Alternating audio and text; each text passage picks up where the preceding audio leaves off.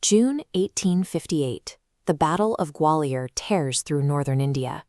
In the very center of the British crosshairs is a 23-year-old woman. She fights with a sword in each hand, steering by clenching the reins in her teeth.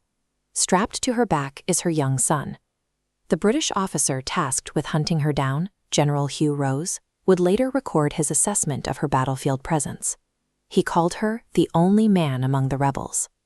Rani Lakshmibai began her adult life as a teenage widow ruling a small kingdom. Within a few short years, she became one of the most persistent military threats the British Empire faced on the subcontinent.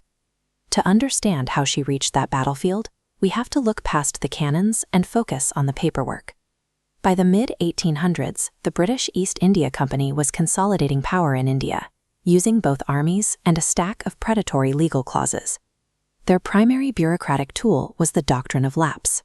If an Indian ruler died without a biologically related male heir, their line of succession was void. The state would lapse and be annexed by the British East India Company. The East India Company had engineered a system of administrative theft. By using this paperwork to strip rulers of their land, the administration unwittingly set a trap that was about to trigger a violent backlash. Born as Manikarnika, the future queen spent her childhood in the Peshwa's court, where she was raised alongside boys and trained in horsemanship and sword fighting. She carried these skills with her when she married the king and became Rani Lakshmibai. Her time on the throne was marked by tragedy. Her first son died at just 4 months old. Shortly after, the king's own health began to fail. On his deathbed, the king adopted a young boy named Damodar Rao to be his heir. But the moment the king died, the British Governor-General, Lord Dalhousie, invoked the doctrine of lapse to reject the adoption. British administrators moved into the city. They stripped Lakshmibai of her royal authority, seized the Jhansi Fort, and ordered her to live on a restricted monthly pension in a city residence. The British calculated that she would quietly accept her new life. Instead, by erasing her child's inheritance and seizing her kingdom, the company removed her incentives to remain within their legal framework. In 1857, a massive uprising among Indian soldiers began in Meerut and spread across the continent. This rebellion quickly forced the British onto the defensive. Looking at this historical photograph, you can see the faces of the Indian sepoys who took up arms against their colonial officers. With the British military stretched thin by the rebellion, the 19-year-old Rani moved back into her fortress and raised an army, declaring that she would never surrender Jhansi.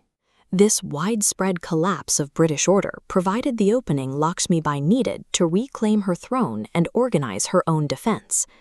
The British retaliation arrived in March 1858. General Hugh Rose marched to the gates of Jhansi with a task force ordered to crush the rebel stronghold. Lakshmibai personally directed the defense for weeks, using a massive cannon known as Kadak Bijli, or crackling lightning, to hold the British at bay. Hope briefly appeared when an allied force led by Tacha Tope arrived to help. However, Rose successfully intercepted the reinforcements and broke their ranks. This engraving shows the scale of the defeat outside the walls. With the relief army shattered, the defenders inside the fort were left to face the final assault alone. As soldiers breached the walls, Lakshmibai tied her son to her back, mounted her horse, and leaped off the towering fort into the darkness. When faced with capture, she chose physical risk over surrender.